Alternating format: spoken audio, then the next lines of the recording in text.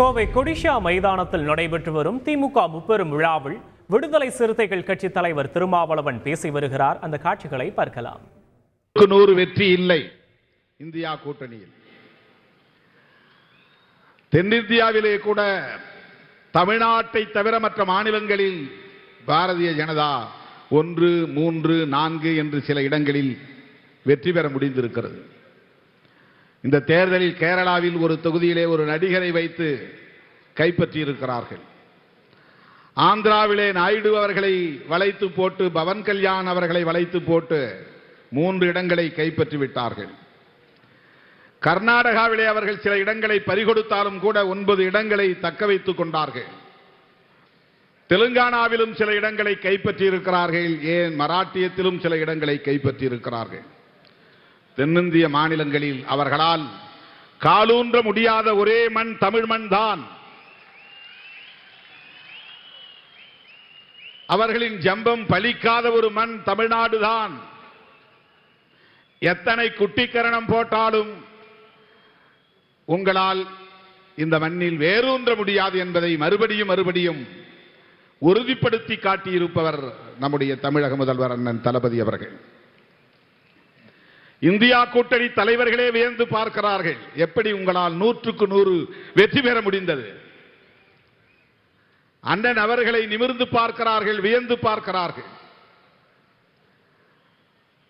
ஆகவே அகில இந்திய அளவில் சோனியா காந்தி அம்மையார் உள்ளிட்ட தலைவர்களை எல்லாம் அழைத்து தமிழகத்தில் அண்ணன் தளபதி அவர்களுக்கு பாராட்டு விழா நடத்த வேண்டும். அது என்னுடைய வேண்டுகோள். இந்த பாராட்டு விழா போதாது. முத்தமிழறிஞர் கலைஞருக்கு பிறகு தமிழ்நாட்டை வழிநடத்திக் கொண்டிருக்கிற அண்ணன் தளபதி அவர்கள் கழகத்தை காப்பாற்றி அடுத்தடுத்து வருகிற அனைத்து தேர்தல்களிலும் தொடர் வெற்றியை பெற்று வருகிறார். 2019 நாடாளுமன்ற பொதுத் தேர்தலில் மாபெரும் வெற்றி, ஒரே ஒரு தொகுதியை தவிர. 2021 நடைபெற்ற சட்டமன்ற பொதுத் தேர்தலில் மாபெரும் வெற்றி. இன்றைக்கு ஆட்சி பீடத்திலே திராவிட முன்னேற்ற கழகம் அமர்ந்திருக்கிறது. அதன் பிறகு நடைபெற்ற உள்ளாட்சி தேர்தல்களில் அடுத்தடுத்து வெற்றி. இப்போது நடந்து முடிந்திருக்கிற நாடாளுமன்ற பொதுத் தேர்தலில் 100க்கு 100 வெற்றி.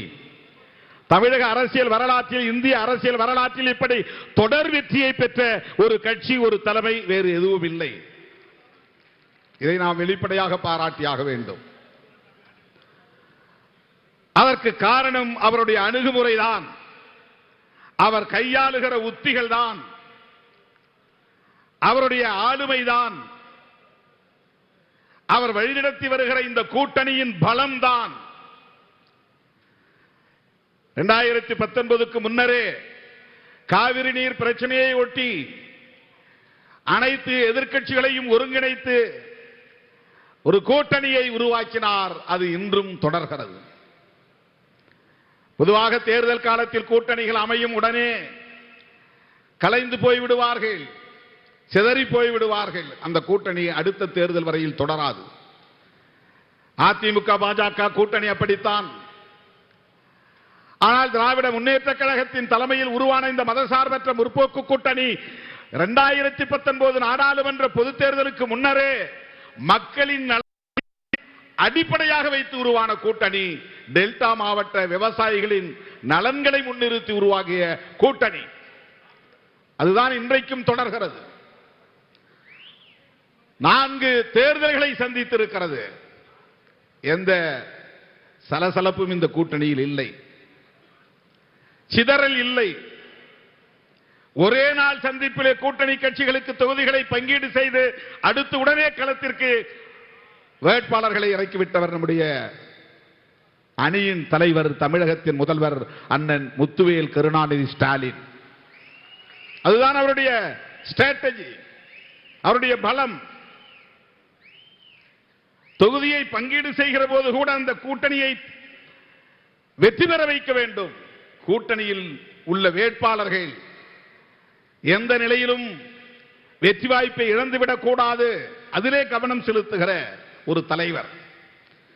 உதாரணத்திற்கு இதே கோவை தொகுதியில் போன முறை 2019 மார்க்சிஸ்ட் கம்யூனிஸ்ட் கட்சி போட்டியிட்டது, வெற்றி பெற்றது. ஆனால் இந்த முறை நீங்கள் கோவையில் போட்டியிட வேண்டாம். உங்களுக்கு நாங்கள் வென்ற தொகுதியை, திண்டுக்கல் தொகுதியை தருகிறோம். 5 லட்சம் வாக்குகள் வித்தியாசத்தில் வெற்றி பெற்ற தொகுதி, திராவிட முன்னேற்ற கழகம் வெற்றி பெற்ற தொகுதி. அந்த தொகுதியை மார்க்சிஸ்ட் கம்யூனிஸ்ட் கட்சிக்கு ஒதுக்கிவிட்டு கோவையில் அந்த ரிஸ்கை நாங்கள் எடுக்கிறோம். இங்கே ஒருவர் மழைக்காலத்து தவளையை போல் கத்திக்கொண்டே இருக்கிறார், தாமரை மலரும் தாமரை மலரும் என்று. திமுக வீழும், திமுக கூட்டணி வீழும் என்று உளறிக்கொண்டே இருக்கிறார். சாதிக்க போகிறோம் என்று நாடு முழுக்க நடந்து போகிறார். கோவையில் வெற்றி உறுதி உறுதி என்று திரும்ப திரும்ப பேசிக் கொண்டிருக்கிறார். நாங்கள் பார்த்துக் கொள்கிறோம், உங்களுக்கு வேண்டாம் இந்த ரிஸ்க். இதுதான் அண்ணன் தளபதி ஸ்டாலின், இதுதான் அவருடைய ஆளுமை, இதுதான் அவருடைய தலைமை பண்பு, இதுதான் அவர் தொடர் வெற்றி பெறுவதற்கான காரணம். ஆரணி தொகுதியிலும் காங்கிரசுக்கு சரியாக இல்லை என்று திமுக வெற்றி பெற்ற கடலூர் தொகுதியை காங்கிரசுக்கு கொடுத்து வெற்றி பெற வைத்திருக்கிறார் அண்ணன் தளபதி அவர்கள். ஒரு முறை தொலைபேசியிலே தொடர்பு கொண்டு இங்கும் செல் அங்கும் செல், என்ன நிலவரம்? இப்படி ஒரு தலைமை அரசியலில் அபூர்வம், அரசியலில் அற்புதம். வேலை வாங்கிக் கொண்டே இருக்கிறார், முடுக்கிவிட்டுக் கொண்டே இருக்கிறார். எந்த சூழலிலும் நம்முடைய கூட்டணி கட்சி வேட்பாளர்களும் தோற்றுவிடக் கூடாது, கவனமாக இருக்க வேண்டும். அப்படிப்பட்ட ஒரு அணுகுமுறையால் தான் தோழர்களே இந்த மாபெரும் வெற்றி. எவ்வளவு பாராட்டினாலும் தகும். 2019 திராவிட முன்னேற்ற கழகத்தின் மாபெரும் விழாவிலே, கலைஞர் பிறந்த நாள் விழாவா அல்லது முரசொலி 75வது பவள விழாவா என்று எனக்கு நினைவில்லை, அந்த கூட்டத்திலே அண்ணன் சொன்னார், இந்தியாவின் அடுத்த பிரதமர் ராகுல் காந்தி என்று சொன்னார். காங்கிரஸ்காரர்களே சொல்ல தயங்கிய நேரத்தில் அடுத்த பிரதமர் ராகுல் காந்தி என்று சொன்னவர் நம்முடைய தலைவர் தளபதி ஸ்டாலின் அவர்கள். ஏன் ஏன் அகில இந்திய அளவில் ராகுல் காந்தியின் தலைமையில் அடுத்த தலைமுறையை ஒருங்கிணைக்க வேண்டிய தேவையை முன்னுணர்ந்தார். பாரதிய ஜனதாவை வீழ்த்துவதற்கு காங்கிரசோடு இணைந்து அனைத்து எதிர்க்கட்சிகளையும் ஒருங்கிணைக்க வேண்டிய தேவையை உணர்ந்தார். அதுதான் தளபதி.